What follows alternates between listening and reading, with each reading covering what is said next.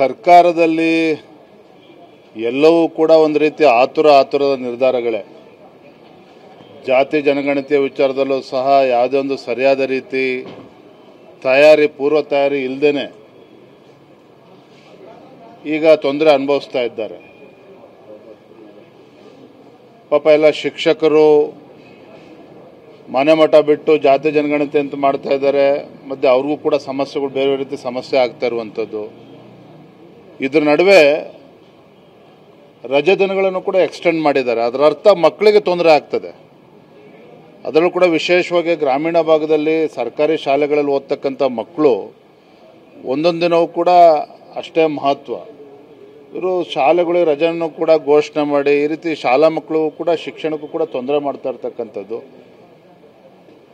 ಅಂದರೆ ಯಾವ ರೀತಿ ಒಂದು ಪೂರ್ವ ತಯಾರಿ ಇಲ್ಲದೇ ಆತುರವಾಗಿ ರಾಜ್ಯ ಸರ್ಕಾರ ತೀರ್ಮಾನಗಳನ್ನು ತೆಗೆದುಕೊಳ್ತಾ ಇದೆ. ಇದಕ್ಕೆ ಮತ್ತೊಂದು ತಾಜಾ ಉದಾಹರಣೆ ಅಂತ ಹೇಳಿದ್ರೆ, GBA ಇವತ್ತು ಏನು ಮೊದಲ ಸಭೆಯನ್ನು ಮಾನ್ಯ ಮುಖ್ಯಮಂತ್ರಿಗಳು ಕರೆದಿದ್ದಾರೆ.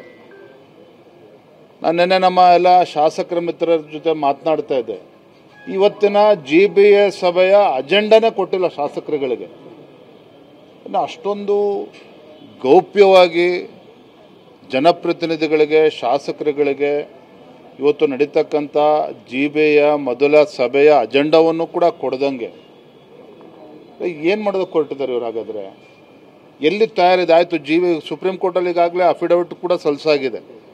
ಡಿಸೆಂಬರ್ನಲ್ಲಿ ಚುನಾವಣೆ ಮಾಡ್ತೀವಿ ಅಂತ ಹೇಳ್ತಾ ಇದ್ದಾರೆ. ಎಲ್ಲಿದೆ ತಯಾರಿ? ಅಧಿಕಾರಿಗಳು ವ್ಯವಸ್ಥೆ ಇದೆಯಾ? ಅದಕ್ಕೆ ಎಷ್ಟು ಅಧಿಕಾರಿಗಳು ಬೇಕಾಗ್ತದೆ? ಇದಕ್ಕೆ ಮೂಲಭೂತ ಸೌಕರ್ಯಗಳು ಇದು ಯಾವುದೂ ಇಲ್ಲದೇ ಇವರು ಏನೋ ಒಂದು ರಾಜಕೀಯ ಚಟಕ್ಕೆ ಈ ರೀತಿ ಘೋಷಣೆಗಳನ್ನು ಮಾಡಿಕೊಂಡು ಯಾವುದೇ ಒಂದು ಪ್ಲಾನಿಂಗ್ ಇಲ್ಲದೇ ಈ ರೀತಿ ಹೊರಟಿರ್ತಕ್ಕಂಥದ್ದು. ಈಗಾಗಲೇ ಬೆಂಗಳೂರು ಮಹಾನಗರ ಜನತೆ ಈ ಸರ್ಕಾರಕ್ಕೆ ತೂಚಿ ಅಂತ ಉಗುಳುತ್ತಾ ಇದ್ದಾರೆ.